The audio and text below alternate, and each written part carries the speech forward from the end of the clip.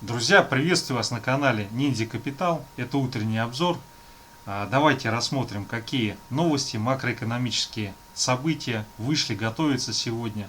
День достаточно насыщенный. И, соответственно, пытаемся понять, куда сегодня двинется доллар, евро, нефть, золото, рубль и другие активы. Поехали! Так, давайте начнем с календарика событий. Вышли сегодня очень интересные данные по Китаю. Как вы видите, Китай не оставляет нас в покое ни на день, ни на минуту. Все как бы завязал на себе и пытается еще больше завязать.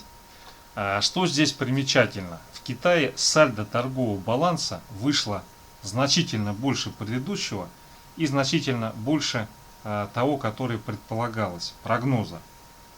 Но здесь момент заключается в том, что идет инфляция, издержек, соответственно, растут отпускные цены производителей. Во многом в Китае эта ситуация связана с ростом цен производителей. Нельзя сказать, что она целиком на этом завязана, но очень существенный вклад в этот рост, он все-таки есть. То, что происходит с ключевыми китайскими индексами, снижение, которое началось, оно говорит о том, что не все хорошо, все благополучно в китайской экономике. Поэтому да, здесь с одной стороны рост показателей, вроде все хорошо, но с другой стороны надо четко понимать, что этот рост показателей, он в основном обусловлен за счет роста цен на сырье и инфляции издержек. Хотя прирост именно в абсолютных величинах, он тоже имеет место быть, но он не такой значительный.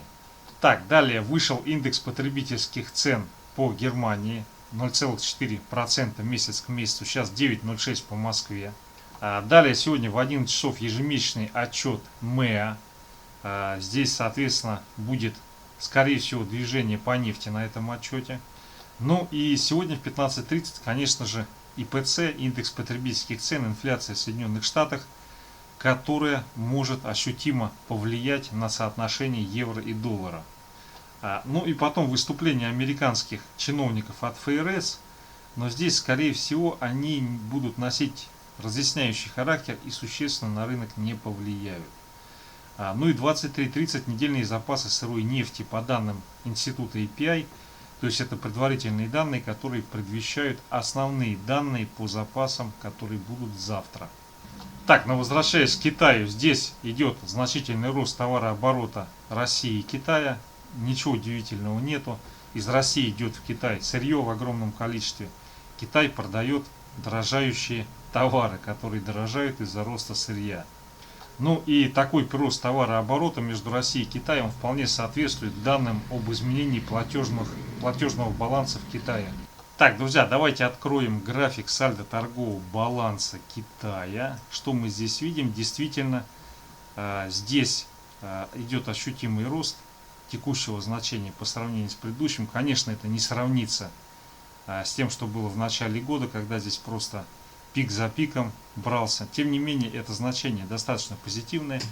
Единственное, есть два негативных момента, которые связаны с этим изменением. Первое, это что все-таки в основном это обусловлено с инфляцией издержек, рост цен на сырье и начавшимся циклом повышения зарплат квалифицированным рабочим. Ну, эта вещь, она нужная, полезная, неизбежная, потому что текущая ситуация, она рождает спрос на тех людей, которые квалифицированы и которые, соответственно, могут обслуживать этот отскок спроса, который произошел в мировой экономике. Но здесь есть и минус. В Китае идет замедление импорта. Ну, казалось бы, замедление импорта это прекрасно. Дело в том, что замедление импорта очень часто свидетельствует о падении покупательского спроса. То есть, соответственно, в Китае еще одно подтверждение того, что та политика, которая была направлена на развитие внутреннего спроса, она не увенчается успехом, она не показывает своей эффективности.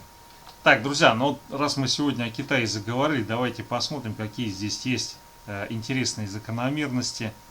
Вот, например, сравнение инфляции индекса потребительских цен в Соединенных Штатах и в Китае. Но смотрите, некоторые западные экономисты, у них есть такая точка зрения, что Китай экспортирует инфляцию в США. Но с моей точки зрения это заблуждение. Китай не экспортирует инфляцию в США. То, что в США растет инфляция, это следствие большего роста так называемой денежной массы и все, что с ней связано. А то, что в Китае такая слабая инфляция, это связано с тем, что там не разгоняется внутренний спрос. Вот и все. Никакого экспорта инфляции мифического из Китая в Соединенные Штаты нет и быть не может. Так, ну вот еще такой интересный момент. Потребительская инфляция Китая и индекс цен производителей. То есть, ну видите, какой здесь разрыв мощный. Если сравнивать, какие продукты, производимые Китаем, дорожают в наибольшем объеме, электроника, на нее не столь существенное влияние, и она незначительно растет в стоимости, как если, допустим, брать то, что связано с черной металлургией. Ну, понятное дело, цены на сталь выросли и продолжают расти. Так, далее в Соединенных Штатах наконец-то начался обвал стоимости цен на древесину. То есть на текущий момент, вот в мае была разворотная информация, цены просели, они, конечно, не вернулись к докризисному уровню $400 2019 года, но тем не менее они вернулись уже в район конца предыдущего года. На самом деле, с учетом того, насколько разогнали спрос, движение сначала на рост, потом на откат, оно вполне закономерное, потому что весной идет пик строительства, соответственно, нужна древесина. Сейчас пик строительства пройден, и поэтому вот этот вот пузырь, который здесь раздулся, он благополучно сдулся, но пока не до конца. То, что он сдулся не до конца, указывает на вероятность того, что осенью, либо следующей весной его попытаются заново надуть. Если, конечно, не случится кризис и все не рухнет. Ну смотрите, сейчас кто-то, возможно, скажет, вот эти чертовы спекулянты, они устроили такое мощнейшее движение, они используют людей для того, чтобы нажиться. Но спекулянт, он действует как катализатор в процессе. Он не создает прилива-отлива. То есть вот это движение, оно связано с дисбалансом спроса и предложения, не более и не менее. Так, друзья, Росстат впервые посчитал долю нефти и газа в российском ВВП. По итогам 2020 года она составила 15,2 и коррелирует с ценами на нефть. Ну, казалось бы, 15% это же ерунда. То есть Россия не зависит от нефти и газа. Если вот так вот голую цифру взять, на самом деле это величайшее заблуждение, потому что Россия очень сильно зависит, необычайно сильно зависит, сильнее, чем в начале нулевых, от цен и продажи нефти и газа. Вот то, что там ВВП, который как-то считается 15,2%, это одно. И валюта, которая поступает в страну за счет того, что продает страна во внешний мир, и на эту валюту приобретаются товары, созданные другими странами, это совершенно другое. Потому что эти 15,2% это валюта. И эта валюта, она используется для того, чтобы закупать составляющие, различными путями поддерживать работу неэффективных монополизированных предприятий, которые там импорта замещают и так далее. Вот, поэтому 15,2%, казалось бы, это немного, но это тот ручеек валюты, который кормит все остальное. Оставшиеся 85%, которые создают некую прибавочную стоимость. Но экспортируется именно сырье, то есть это нефть, газ, металлы. Продукция с прибавочной стоимостью, ее экспортируется немного, ее процент постоянно затухает. Так, ну и вот опять же Соединенные Штаты и Китай, товарооборот в первом полугодии вырос на 45,7%. Война войной, обед обедом. С одной стороны, с другой стороны, все это идет в рамках ковидного отскока, раз, и рост цен на сырье, который вызван текущей монетарной политикой. Но есть и тревожный звонок из Китая, потому что Китай немножко сокращает импорт нефти. Да, сейчас приоритет в потреблении за Соединенными Штатами, но если в Китае вот этот процесс продолжит развитие, то это неминуемо приведет к остыванию нефтяного рынка. Так, поставки газа по Северному потоку приостановлены до 23 июня. Видимо, чтобы быстрее закрыть дивидендный гэп по Газпрому. Шучу. Ну, смотрите, здесь на самом деле вполне как бы, если техническая потребность есть, это нужно делать. Тем более летний сезон, он как бы считается наименее актуальным для спроса на газ, как правило. И, видимо, поэтому и закрыли. Но на самом деле то, что его закрыли, это может очень сильно увести вверх еще цены на газ. Хотя, с другой стороны, с точки зрения возможности экспорта, опять же, эта информация, она, ну, по идее, должна сдержать экспортные мощности «Газпрома». Но здесь, понимаете, как получается о двух концах палка. С одной стороны, вроде как должен упасть газ, который поставляет количество. С другой стороны, должны подняться цены на газ. Вопрос в том, кто победит. Так, друзья, ну вот вчера еще вышел платежный баланс РФ. Здесь, соответственно, 10,2 миллиарда. Это меньше предыдущего значения, 10,59. Ну и согласитесь, достаточно странно, что платежный баланс не растет, в то время как цены на нефть, они как бы растут. Вот. И поэтому то, что по маю получились такие данные, но это немножко настораживает.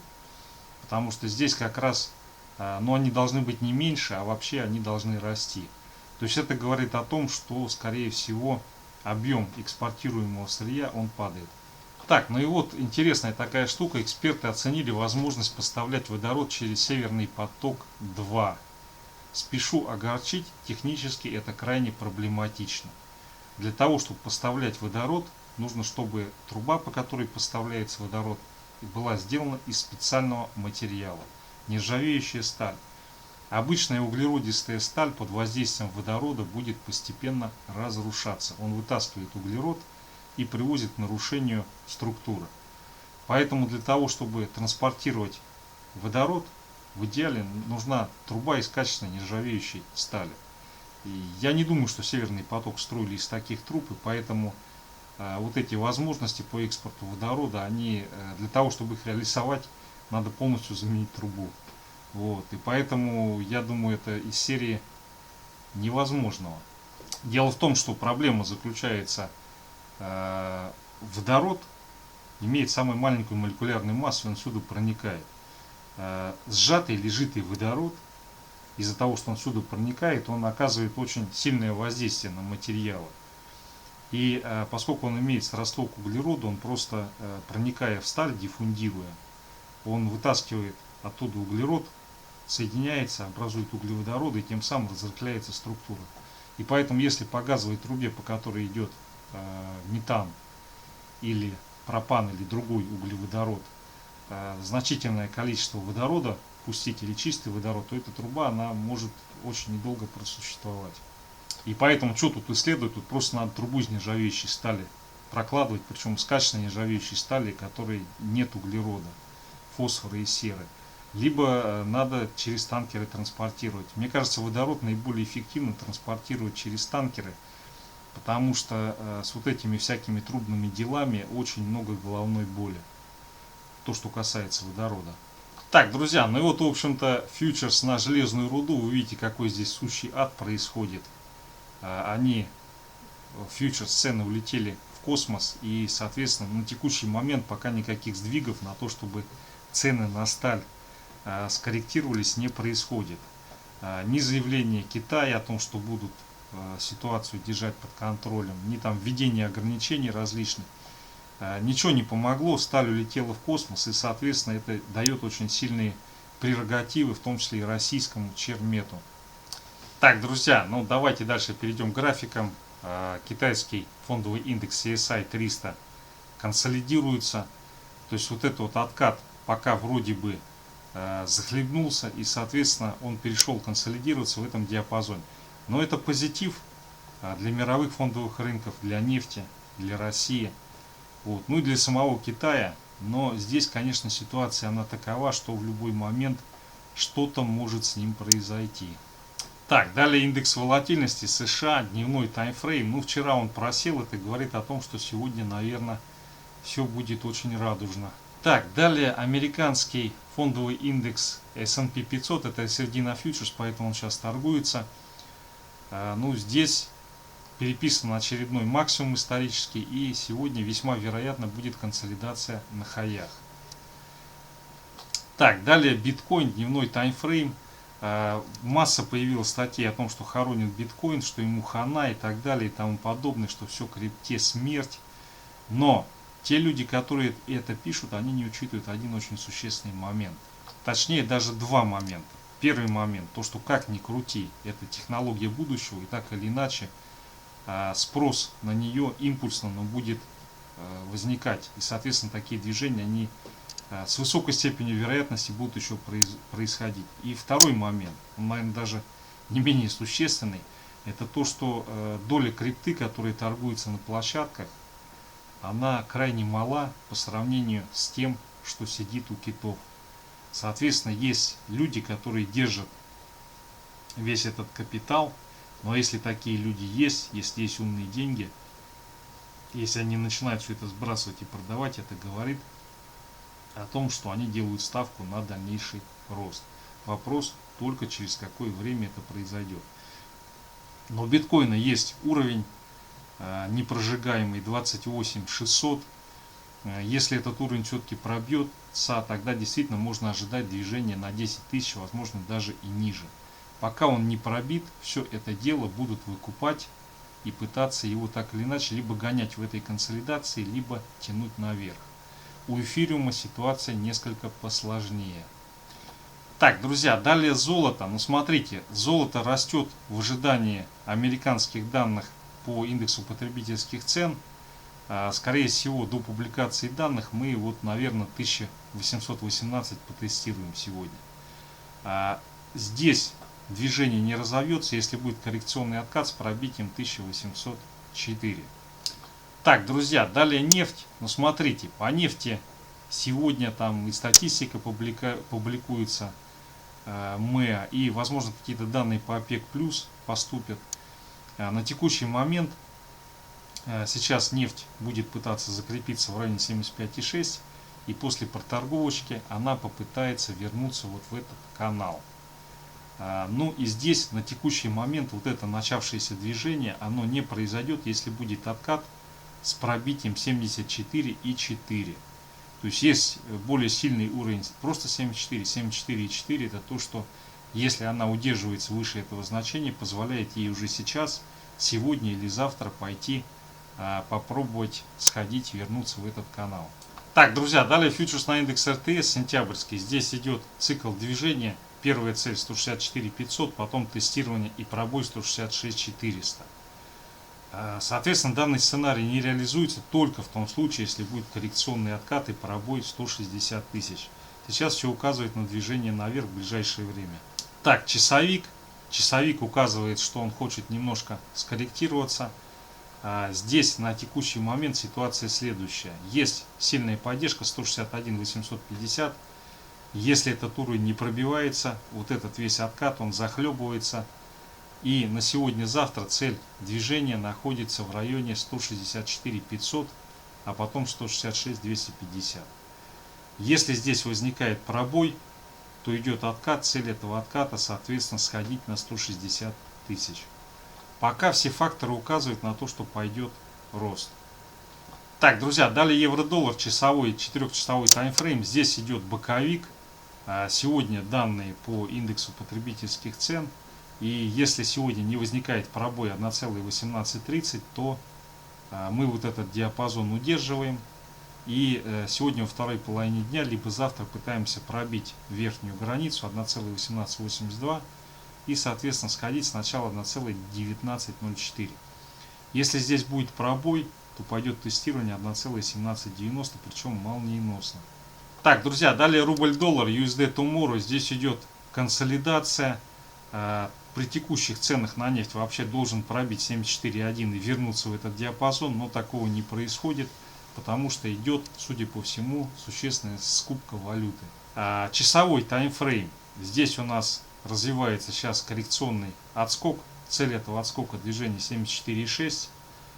Этот отскок сейчас не разовьется в том случае, если будет пробой 74,1, 74 и 2 вот этого диапазона. Если пробой все-таки происходит, то мы на сегодня уходим по рубль-доллар тестировать 73,7, 73,65, вот сюда вот этот диапазон. Пока здесь все факторы указывают на то, что сейчас пойдет движение на 74,5 и потом на 74,75, вот сюда вот. Если он здесь начинает торговаться, следующий цикл это 75,3. Так, друзья, далее Сбербанк. Ну, смотрите, там по фьючерсам вроде позиции указывают на то, что юрики ждут снижения, но на самом деле вчера это 4-часовой таймфрейм, были мощные сделки по набору позиций. Текущая вот эта кракозябра, которая здесь возникла, она указывает на то, что высока вероятность отсюда отскока. Первая цель 308, но чуть-чуть уже осталось. Следующая цель движения находится вот здесь вот в районе 312 и 314. Соответственно, критерий того, что это не происходит, это коррекционный откат и пробой 301-300 вот этого диапазона. Если пробоя здесь не будет, то здесь уже все нацелено. Вчера его раскочегарили очень основательно на то, чтобы сходить сначала сюда, потом сюда, сегодня в течение дня. Так, друзья, далее Газпром, там сегодня, по-моему, отсечка, но в любом случае там размер акций сколько, 16-12 рублей, уход вниз, ничего страшного. Ну вот сюда, наверное, куда-то он в этот диапазон уйдет. На самом деле, мое видение дивидендных отсечек очень простое. Дивидендная отсечка это просто часть графика, которая лежит у вас в кармане. Вот и все. То есть ни уровня, ничего тут никак негативно на них воздействие не оказывается, потому что это просто те деньги, которые вы получили. И поэтому, соответственно, посмотрим, что здесь будет происходить. Я так думаю, что торговля вот в этом диапазоне по факту дивидендной отсечки будет. Ну а то, что трубу там прикрывают, наверное, это вообще вызовет дикий ажиотаж в ценах на газ. И здесь уже, можно сказать, ситуация приближается к тому, что Газпром 360 этим летом весьма вероятно покажет. Так, друзья, далее Норильский никель, ГМК, дневной таймфрейм. Ну смотрите, вот здесь сегодня будет тестирование 25200. Если здесь возникает пробой и закрепление, то в ближайшее время у нас по Норильскому никелю будет цель движения 26100-26400. Если пробой здесь не возникнет, то пойдет коррекционный откат и движение в рамках этого консолидационного диапазона. Здесь достаточно ситуация непростая. С одной стороны масса новостей, что его будут продавливать, с другой стороны вот то, что здесь набрали, его пролива нигде не было. То есть он должен пойти выше, пробить и закрепиться. Но если здесь пробоя не будет, он откатывается на 24 750. Вот сюда вот.